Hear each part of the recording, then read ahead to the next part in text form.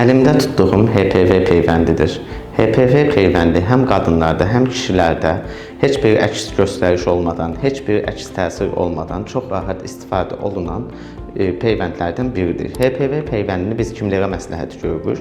Uroloq olaraq bizim xəstələrimiz kişi xəstələr olduğu üçün daha əvvəl zil xəstəliyi keçirmiş və ya heç bir zil xəstəliyi keçirməmiş aktiv cinsi həyatı olan bütün kişi xəstələrə Ümumdünya Sağlıq Təşkilatı və ya Amerikan protokolları və ya Avropa protokolları bu peyvəndi məsləhət görür.